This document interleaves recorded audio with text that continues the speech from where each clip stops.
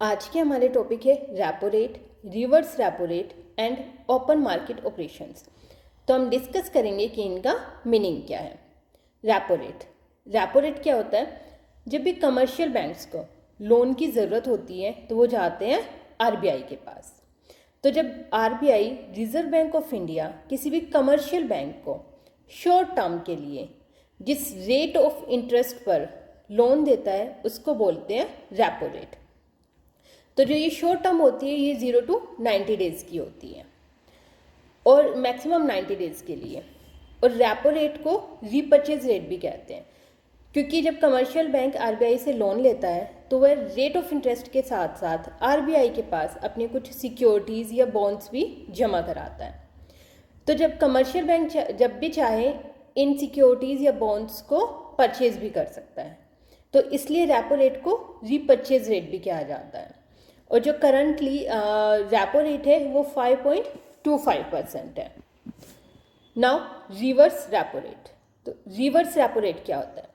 जब भी आरबीआई को कमर्शियल बैंक से मनी बोरो करनी होती है, तो जब कमर्शियल बैंक आरबीआई को शॉर्ट टर्म के लिए जिस रेट ऑफ इंटरेस्ट पर मनी देता है या लोन देता है तो उसको बोलते हैं reverse repo rate.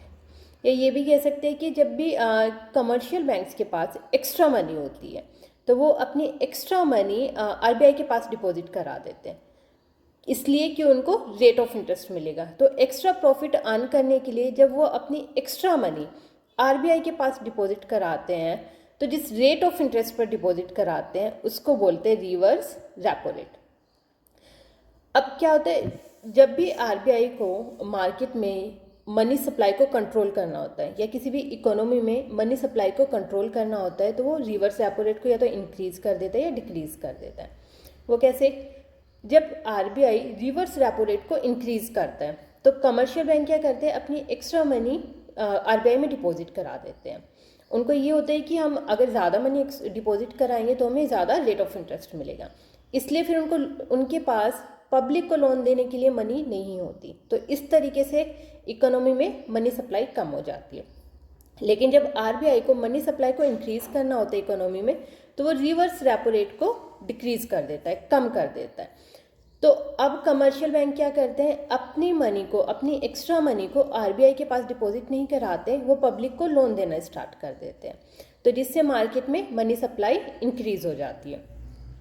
Reverse repo rate को रिवर्स रीपर्चेज रेट भी कहते हैं, सेम।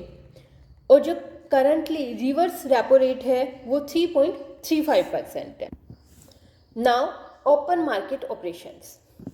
तो जब आरबीआई को गवर्नमेंट सिक्योरिटीज़ को बाय एंड सेल करना होता है ओपन मार्केट में तो उसको बोलते हैं ओपन मार्केट ऑपरेशंस। इसमें क्या होता है, आरबीआई जितनी जो भी गवर्नमेंट की सिक्योरिटीज़ होती है उनको ओपन मार्केट में या तो खरीदता है या बेचता है। और आरबीआई पब्लिक के साथ डील नहीं करता डायरेक्टली, आरबीआई जो डील करता है वो कमर्शियल बैंक्स के साथ करता है।